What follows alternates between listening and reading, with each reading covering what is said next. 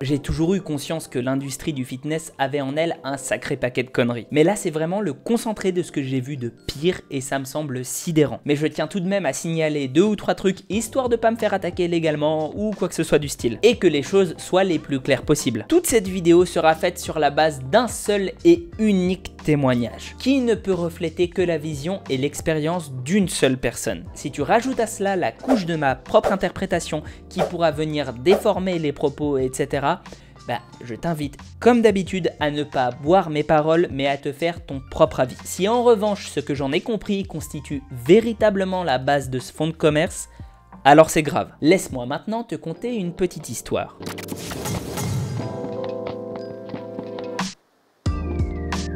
Julie a 25 ans, elle a envie de perdre du poids et elle a entendu parler par une collègue d'un programme formidable, la Training Academy. En fait, c'est pas vraiment juste un programme sportif, c'est aussi une salle bien physique à côté de chez elle et un programme alimentaire. Intriguée, elle va assister à une réunion d'information organisée par les coachs sportifs. Super sympa, ils lui expliquent le concept, ils vont l'aider à perdre du poids gratuitement et rapidement. Plus précisément, en 6 semaines seulement, elle pourra perdre 7 kg ou 5% de masse grasse. Ça, c'est au choix, c'est toi qui vois. En revanche, elle devra aussi déposer sa candidature. Ça n'est pas une option offerte à n'importe qui, ainsi qu'un petit chèque de 297 € en guise de caution. Si jamais elle n'arrive pas à perdre ce poids en 6 semaines, c'est simple, ils encaissent le chèque. Julie, là, elle se tâte un peu quand même, sans mauvais jeu de mots. Mais finalement, elle accepte puisque l'aubaine est énorme. Si jamais elle perd ce poids-là, elle aura rien à payer et elle aura eu un suivi gratos. D'autant qu'à taille plus 15 kg, elle pense qu'elle en a sacrément besoin. Les 6 semaines se passent à merveille à ses yeux.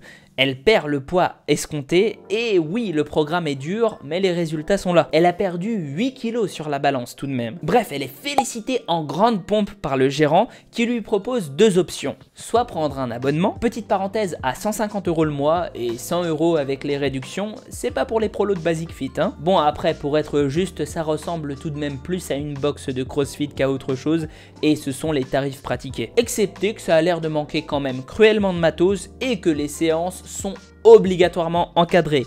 Il n'y a pas d'accès libre. Encore une fois, c'est ce que j'en ai compris. La deuxième option, c'est de refaire un challenge, bien sûr, avec le poids de sa pesée finale comme poids de départ pour la suite. Ça a son importance. Déjà, même s'il y avait 2 semaines de pause entre le début des 2 challenges, on a quand même bien repris le poids de sa dernière pesée. Or, si tu as repris du poids, et ne serait-ce que du poids d'eau, parce que quand on finit un régime drastique, souvent on reprend quelques kilos d'eau derrière qui ne sont pas un problème puisqu'ils font gonfler tes muscles.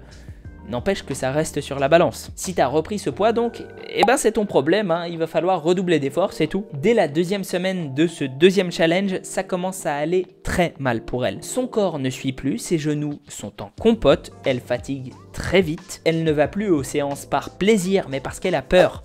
Peur de perdre 300 € pour un challenge débile. Elle ne mange que des salades fades et insipides en pensant à ça en boucle. Au bout de la 3e semaine, un soir, elle fait un malaise vagal et perd connaissance. Elle en parle paniquée le lendemain au coach. La réponse ? Ouais, j'ai vu que t'étais pas en forme à la séance d'hier, mais ça doit être un manque d'oméga 3. T'as bien pensé à acheter et prendre nos gélules ?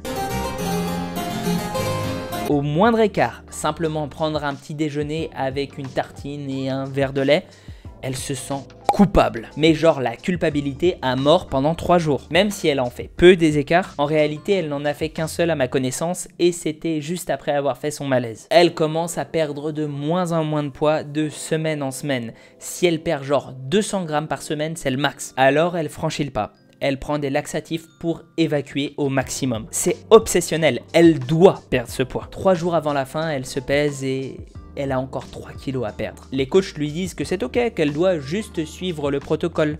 Mais elle y croit pas trop. Elle arrête de manger les 2 derniers jours. Elle va au sauna pour perdre le plus de poids possible.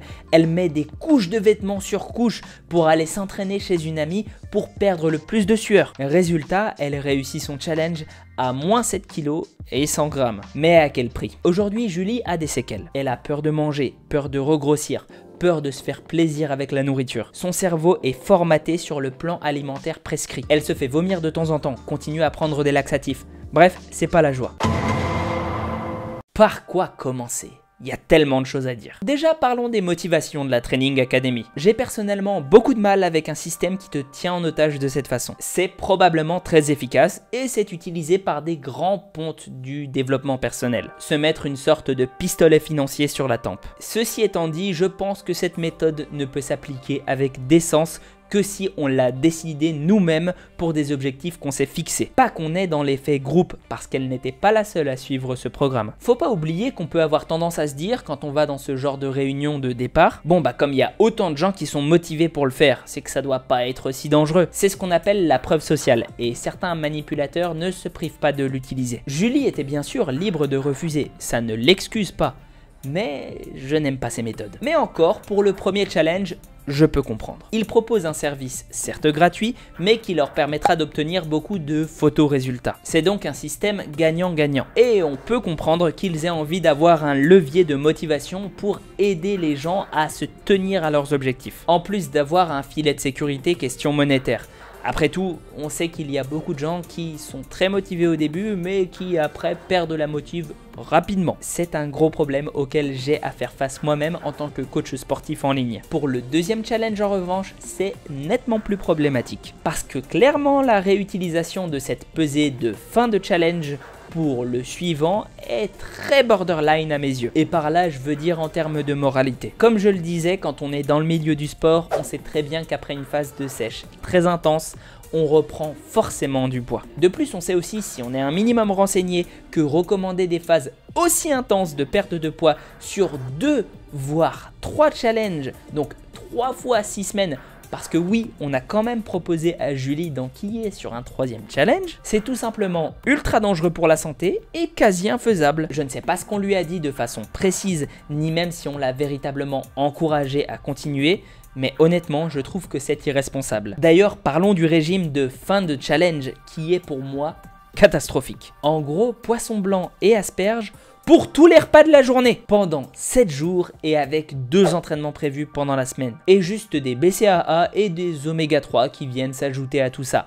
Évidemment vendus par leurs propres soins. Pour rappel, oméga 3 comme BCAA, je suis pas très fan. Je ne peux pas croire qu'un tel programme alimentaire ait été recommandé par un professionnel de la santé. Je pense donc qu'ils l'ont fait eux-mêmes sans demander l'avis d'un diététicien quel qu'il soit. Oh, je pourrais t'expliquer en long, en large et en travers ce qui ne va pas là-dedans. D'ailleurs, j'ai déjà fait une vidéo pour t'expliquer pourquoi tu finis par ne plus perdre de poids au bout d'un moment, mais je vais plutôt utiliser ma carte réseau, on va dire. Via mon activité sur YouTube, sur Discord, où je discute avec des gens, etc., je finis par connaître des professionnels de santé, justement. Alors d'abord, tu as Marine, qui a fait un master en nutrition et qui, il me semble, est professeur pour des BTS diététiques. Bon, bah voilà, je pense qu'elle connaît un peu son sujet.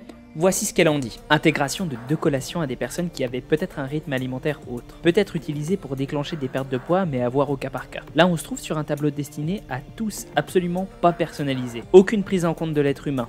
Professionnel au top. Une collation ne doit pas être aussi conséquente qu'un repas. 3 litres d'eau. Alors certes, l'hydratation est importante, mais dans ce contexte, c'est juste une façon de saturer le volume de l'estomac. Oméga 3 et BCAA sur une alimentation déséquilibrée ne seront que des béquilles et absolument pas suffisantes. Après, je suis pas spécialiste des compléments alimentaires. Couper l'eau sur les 2 derniers jours est stupide et dangereux, surtout si ces personnes doivent faire une séance de sport. Sur la composition du menu, pas grand chose à analyser vu qu'il n'est composé que d'asperges et de poissons blancs. Alors certes, ce sont des aliments potentiellement sains, mais ultra lassants et redondants. Donc on se retrouve sur un régime à risque niveau psychologique, sans être psychologue moi-même. On trouve ici un risque de frustration énorme, couplé au principe du chantage financier de cette chaîne. Ce genre de régime peut être un facteur déclenchant pour les troubles du comportement alimentaire. De plus, les personnes arrivant à ces solutions sont a priori perdues et potentiellement en souffrance psychologique rapport à leur physique et en conflit avec l'alimentation. Il n'y a pas de glucides complexes, voire même de glucides tout court. On trouve uniquement ici de l'asperge en source de glucides, ce qui est très faible et ne permet pas au corps de fonctionner correctement. Clairement, je serais étonné que personne ne fasse de malaise, surtout avec une profession physique. Sans tomber dans les extrêmes, hein, juste une vendeuse qui travaille debout 8 heures. Ce régime va mettre le corps en souffrance. Certes, un organisme dans le rouge permet de débloquer certaines situations, mais là, c'est juste un manque de connaissances en nutrition tout court. L'organisme va avoir tendance à stocker tout ce qu'il va pouvoir dès que l'alimentation va redevenir normale. Effet yo-yo, bonjour. Petit point glucide également, l'asperge est essentiellement composée d'eau, 92%, et de fibres, 3%. Ce régime imposé à des personnes n'ayant pas une consommation habituelle de fibres élevée vont se taper une bonne diarrhée. Mais du coup, les 3 litres d'eau deviennent utiles. Il n'y a aucune source de lipides. Or, les compléments oméga 3, certes, nous avons besoin de cette catégorie d'acides gras dans notre alimentation, mais un apport exclusif n'est pas cohérent avec nos besoins réels. Tous les acides gras ont un rôle dans l'organisme, même les grands méchants acides gras saturés. Pour passer toutes les macros, le besoin en protéines doit être couvert largement. Mais franchement, varier les sources quoi.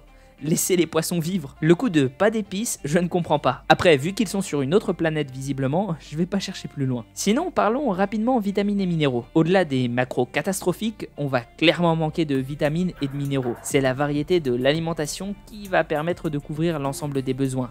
Là, on n'y est pas du tout. Après, on va dire que je fais ma petite comptoir, mais avec ce genre de régime, le risque de rupture sociale est énorme. Par exemple, de l'isolement. Je ne sors plus pour tenir ma diète. De toute façon, je suis trop HS pour sortir, etc. Ça fait secte, franchement. Ensuite, tu as Clément, diététicien, mais pas seulement, qui est genre ultra passionné par la nutrition. Mais super bon. Je t'invite à aller voir son Insta. Maintenant, voici ce que lui en pense. Salut à tous. Merci à Geek & Fit de me donner la parole. Concernant le plan alimentaire, au début j'ai cru que c'était une blague. Et même sans beaucoup de connaissances, on peut voir que c'est quand même une catastrophe. Mais bon, quand on a la confiance des personnes, on peut presque tout prescrire et ça passe. Ici, il est quand même assez difficile de faire pire. La personne sera malmenée tant psychologiquement que physiologiquement. Donc on pourrait débattre assez longtemps de ce plan alimentaire et de tout ce qui cloche. Mais je vais juste soulever quelques petits points. Alors, les trucs qui me choquent le plus, c'est vouloir... 1. Jouer avec le système rénine-angiotensine-aldostérone ou plus simplement la balance sodium-potassium. On voit que c'est une chose qui a été essayée en prescrivant 3 litres d'eau et 50 centilitres sur la faim, ainsi que la hausse des glucides, mais il n'y a pas notion de sel ou de potassium. Et honnêtement, c'est une chose assez dangereuse si c'est mal fait. Le deuxième point, c'est le paradoxe des oméga 3. Alors ici, la personne prescrit des oméga 3 en gélule et en même temps ne conseille que de consommer du poisson blanc, ce qui fait sans doute référence au poisson faible en gras. Donc c'est quand même assez stupide, car ici il aurait peut-être été judicieux dans ces cas-là pour cette personne de mettre un repas avec des sardines pour avoir les oméga 3 et non des oméga 3 en gélules qui sont la plupart du temps oxydés. Et le troisième petit point, c'est toutes les carences possibles, tant sur le calcium, sur les vitamines, sur les minéraux, parce que les asperges et le poisson blanc, c'est pas forcément une grande source de vitamines et de minéraux. Et surtout, si on veut faire du restockage de glycogène, il faut surtout pas mal de vitamine B6. Donc ici, ça a dû être une catastrophe. Donc voilà, et je vous remercie. Et en tant que coach sportif, je me dois de bien me positionner à ce sujet-là. Je trouve honteux de pouvoir fournir un programme aussi détaillé alors que dans un diplôme de coach sportif, nous n'avons rien sur la nutrition et donc nous ne sommes pas habilités à le faire. On a le droit de donner des recommandations générales, mais c'est tout. Déjà que les diététiciens standards sont ultra critiqués parce que leur diplôme, disons, est un petit peu léger pour pouvoir faire des programmes bien adaptés à tout le monde. Alors imagine si tu n'as pas ce minimum syndical. Bref, j'aimerais insister sur un dernier point, même si il me semble que Marine en a légèrement évoqué le pourtour, les conséquences psychologique. Je trouve que c'est ici qu'il y a le plus à blâmer. Sans vouloir faire de la psychologie de comptoir, qui sont les personnes qui sont les plus susceptibles de s'inscrire à ce type de challenge? Eh oui, celles qui sont complexées et dans l'attente d'une méthode qui fonctionnerait enfin. Autant dire un terrain particulièrement fertile pour l'implantation de croyances. Aussi d'habitudes qui peuvent mener à des troubles du comportement alimentaire graves,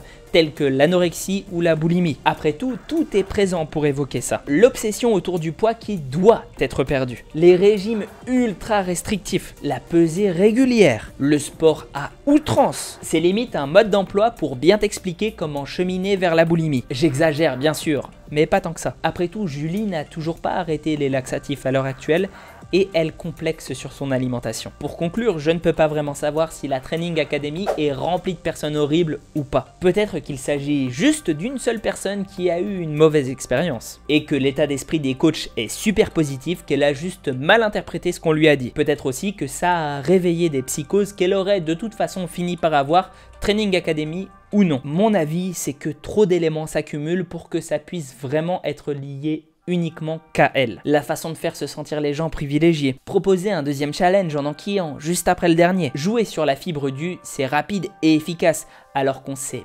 pertinemment que les régimes les plus rapides amènent le plus souvent à des contre-régimes en yo-yo.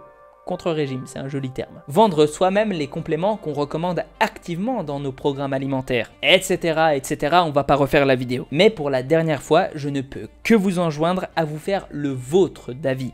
Je ne suis, encore une fois, pas le garant de la vérité, loin de là. En revanche, si un jour le mot Training Academy vient à vos oreilles, je vous invite juste à bien vous renseigner, à bien vous méfier, et à faire attention à tout ce que j'ai évoqué dans cette vidéo. Et si tu veux d'autres super conseils, n'hésite pas à t'abonner, à liker, à partager, à commenter, à aller voir mon Insta.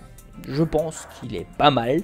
Mon Utip, mon Tipeee pour me lâcher une petite pièce, ça m'aide à vivre. Et puis, franchement, si tu regardes des publicités sur Utip ou Tipeee, ça te coûte rien. Et moi, ça me permet de gagner un petit peu de sous.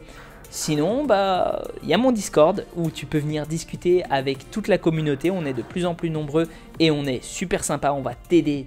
Tu vas voir, ça va être génial. Prends soin de toi et à la prochaine.